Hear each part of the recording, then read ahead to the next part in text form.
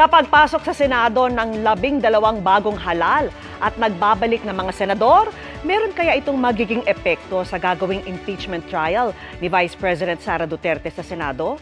Yan po ang tinutukan ni Maki Pulido.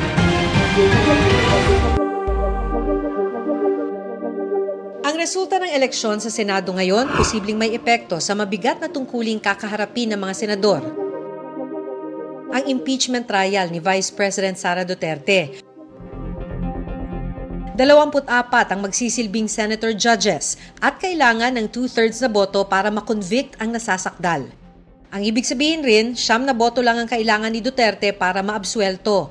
Sa pahayag mismo ni Senate President Cheese Escudero noon, nananawagan siya ng impartiality at objectivity sa lahat ng mga kasamahan sa Senado dahil alam niyang madalas na isasalarawan ng impeachment bilang isang political exercise. Kung sisilipin ang nabubuong composition ng Senado, anong posibleng maging epekto nito sa paglilitis sa bise? Sabi ni Professor Aris Arugay ng UP Diliman, maituturing ng pro-Duterte ang tinatawag na Duterten na sina re-electionist Senators Bongo at Bato de la Rosa at Congressman Rodante Marcoleta. Ganito na rin ang turing ni Arugay kina Senador Amy Marcos at Representative Camille Villar dahil kapwa inendorso ni Vice President Sara Duterte ilang linggo bago ang eleksyon, pero bahagi rin sila ng alyansa ng administrasyon na ikinampanya ni Pangulong Bongbong Marcos. Daratnan ng 5 yan ang mga incumbent senators na itinuturing na pro-Duterte, sina Senators Robin Padilla at dating running mate ng dating Pangulong Duterte na si Alan Peter Cayetano.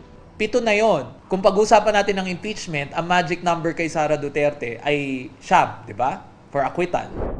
Kapatid ni Cayetano ang re-electionist at pasok sa Magic 12 na si Pia Cayetano pero tumakbo siya sa slate ng Pangulo. Gayon din si Camille Villar, kapatid ni Senador Mark. It remains to be seen whether on certain issues hindi sila boboto ng pareho. Historically, they tend to, yung mga magkakapatid, lalo na kung full siblings, ito yung impluensya nung dinastiya sa Senado. Magiging mahalagaan niya sa Administrasyong Marcos na manatiling kakampi nila ang ibang papasok na senador na tumakbo, may iba pa sa labas ng alyansa at Duterten. Kabilang ang iba pang may kapatid na senador o kapatid sa gabinete. Mahirap naman tansyahin ang iba pang tumakbo sa ilalim ng Marcos Duterte Unit Team noong 2022. Nariyan din si Senador J.V. Ejercito.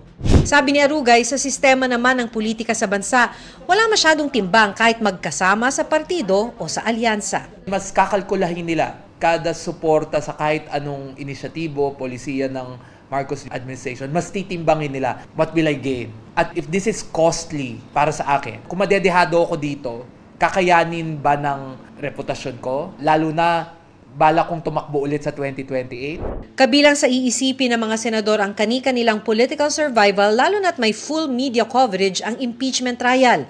Kaya magiging mahalagaan niya ang bigat ng ebidensyang ihaharap ng mga prosecutor sa impeachment trial. Kasi yung proseso ng trial, pwedeng magkaroon yun ng impact. Kasi itong mga senador na to, hindi lang naman nila iisipin yung kanino ba ako may utang na loob. Sino ba yung tumulong sa akin manalo?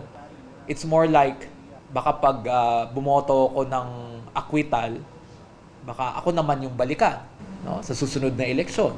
Inaasahang sa July 30 mag-uumpisa ang impeachment trial batay sa naunang inilabas na timetable ng Senado. Para sa GMA Integrated News, Maki Pulido, nakatutok, 24 oras.